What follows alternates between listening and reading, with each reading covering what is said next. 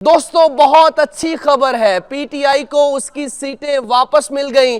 PTI के intra party इंतखाबात हुए, बैरिस्टर गौहर बिला मुकाबला चेयरमैन मुंतखब हो गए। शेर अफजल मरवत को इमरान खान ने ओहदा क्यों नहीं दिया? अली अमीन गंडापुर को इतना बड़ा ओहदा कैसे मिल गया? डॉक्टर यास्मीन राशिद को पंजाब में कौन सा ओहदा मिला, इस वीडियो में बताऊंगा। सिंध के अंदर हलीम आदिल शेख का पैनल भी कामयाब हो गया है। कोयटा में क्या हुआ वो भी आपको इस वीडियो के अंदर बताऊंगा। लेकिन सबसे पहले सुबह सुबह बुरी खबर, पेट्रोल की कीमत में इजाफा कर दिया गया है। मैंने आपको पहले बताया था कि पेट्रोल की कीमत में इजाफे के लिए तैयार हो जाएं, बिजली की कीमत में इजाफे के लिए तैयार हो जाएं। इस दफ़ा जो बिल आएंगे वो खुदा की पनाह। लेकिन इस अफसोस ये है कि पाकिस्तान का सबसे बड़ा मसला ये था कि जनाब पीटीआई को रगड़ना है।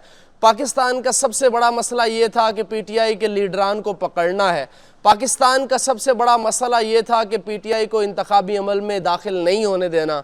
पाकिस्तान का सबसे बड़ा मसला ये था कि वफादारियाँ तब्दील करानी है। लेकिन अफसोस ये है कि पाकिस्तान के निज़ाम के साथ खेला गया। मैं आपको इस वीडियो के अंदर 50 ऐसे पॉइंट बनाऊंगा, 50 प्लान, 50 उनके मंसूबे जो नाकाम हुए इमरान खान के खिलाफ, सिर्फ एक शख्स को गिराने के लिए।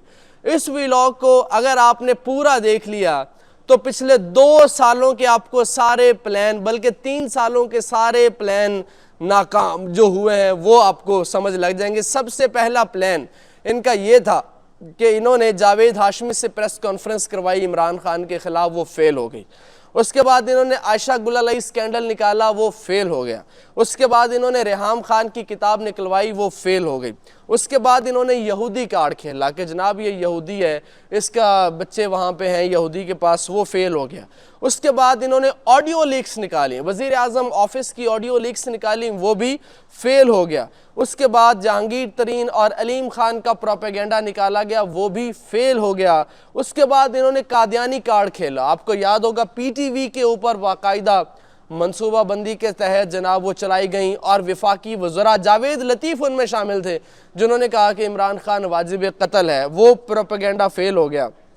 फिर उन्होंने मानका और वो ज़बरदस्ती जो तलाक वाला स्कैंडल इन्होंने किया, वो भी फेल हो गया। उसके बाद इन्होंने कोकेन शराब का बयानिया बनाया कि इमरान खान ड्रग लेता है और पता नहीं हीरोइन नफ़ीम क्या क्या बयानिया, वो बयानिया भी फेल हो गया। उसके बाद इन्होंने जो वो उस्मान डार से इंटरव्यू करवाया, इन्होंने फयाजुल हसन चौहान से इंटरव्यू करवाया, इन्होंने परवेज़ खटक वाला बयानिया बनवाया, वो बयानिया भी फेल हो गया। इन्होंने जनाब फिर ये रुके नहीं, इन्होंने इद्दत निकाह वाला बयानिया बनवाया, वो बयानिया भी फेल हो गया। इन्होंने तोशा खाना वाला प्रोपेगेंडा किया, वो बयानिया भी फेल हो गया। इंटरेस्टिंग लिस्ट है, आप सुनते जाइए। बस आपने लाइक लाजमी करनी है वीडियो। जो दोस्त नए हैं वो चैनल को सब्सक्राइब लाजमी कीजिएगा, क्योंकि ये आपकी आवाज़ है, इस आवाज़ को आपने तवाना करना है। ये वो बातें हैं जो आपको मीडिया नहीं दिखाएगा। फिर इन्होंने कौन सा प्रोपेगेंडा किया? खान की बनी गाला मनी ट्रेल का केस निकाला, वो प्रोपेगेंडा भी फेल हो गया। फिर इन्होंने 3 दफ़ा मारने की साजिश की और वो आपके सामने है, वज़ीराबाद वाला हमला भी, लेकिन वो भी फेल हो गए। उसके बाद इन्होंने कहा जनाब ये तो नहीं आ रहा, साइफ़र लगाओ इसके ऊपर, कोई ऐसा केस बनाओ कि जनाब वो किसी पे ना बनाओ। साइफ़र का इन्होंने एक्ट लगा दिया, लेकिन वो भी फेल हो गया। फिर इन्होंने जनाब क्या कहा? इन्होंने कहा जनाब अब इसको गिरफ़्तार कर लेना चाहिए। इन्होंने जनाब सबके सामने गिरफ़्तार किया और गिरफ़्तार जनाब करने के बाद सबके सामने लेकर गए और उसके बाद जनाब इन्होंने जेल के अंदर रखा, छोटी सी काल कोठड़ी में रखा कि खान टूट जाएगा, लेकिन खान नहीं टूटा। उसके बाद इन्होंने उसको तोड़ने के लिए डीलें ऑफ़र की, लेकिन उसके बाद भी खान नहीं टूटा। पूरी पार्टी में से 7 पार्टियां निकल गई, नहीं टूटा। ये सारे रहनुमा प्रेस कॉन्फ्रेंस करके चले गए, खान नहीं टूटा। उसके बाद उसको 200 जाली केसेस उसके ऊपर बना दिए गए, लेकिन वो फिर भी नहीं टूटा। उसका जनाब आपने मीडिया के ऊपर उसका नाम बैन कर दिया, यानी चैनल दिखा ही नहीं सकते उसकी तस्वीर भी। ये मैं देखता हूँ नवाज शरीफ जिस दिन टीवी के ऊपर बैन हुआ, ये पाकिस्तानी अवाम भूल जाएगी उसको। इलेक्शन 1 सीट नहीं है जीत सकता। अच्छा, उसके बाद इन्होंने 9 मई करवा के उसको गद्दार बनाया, वो भी फेल हो गए। आज़ाद साफ़ियों पर जुल्म किया, वो भी फेल हो गए। मीडिया पर नाम की पाबंदी लगाई, वो भी फेल हो गए। पंजाब इलेक्शन धांधली वाला मंसूबा था, वो भी फेल हो गए। डील करके भगौड़ा बनाने की कोशिश, पार्टी पर पाबंदी की कोशिश, वो भी फेल हो गए। कैंसर हॉस्पिटल फंड प्रोपेगेंडा किया, वो भी फेल हो गए। पार्टी झंडे पर पाबंदी लगाई, वो भी फेल हो गए। कश्मीर की हुकूमत साजिश से हटाई, वो भी फेल हो गए। जीबी हुकूमत साजिश से हटाई, वो भी फेल हो गए। गुस्ताखी ख़त्म नबूवत बयानिया इन्होंने बनाया, वो भी फेल हो गए।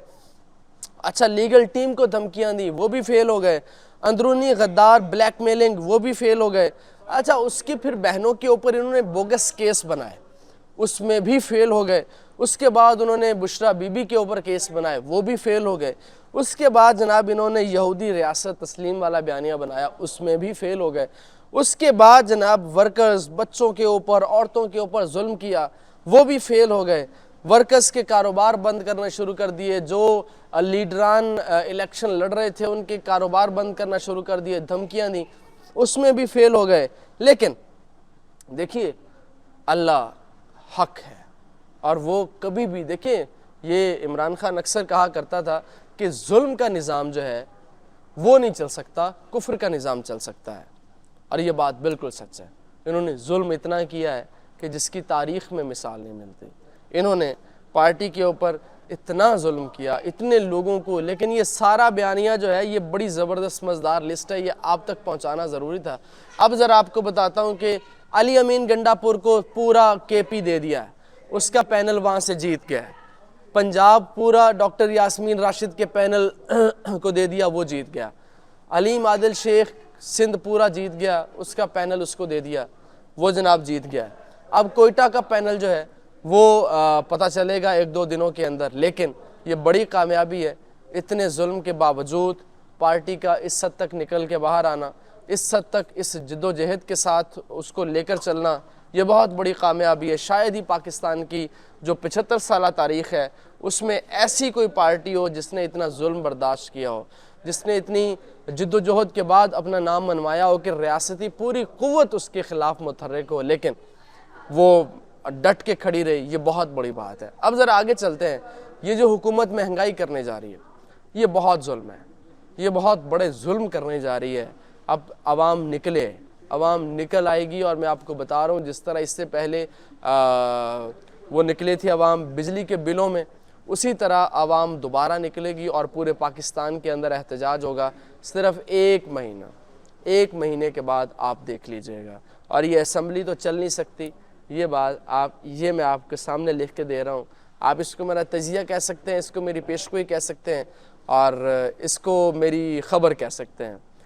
इंशाल्लाह मुलाकात होगी अगले वीडियो के अंदर। अपना बहुत सा ख्याल रखिए, मुझे इजाज़त दीजिए, अल्लाह हाफ़िज़।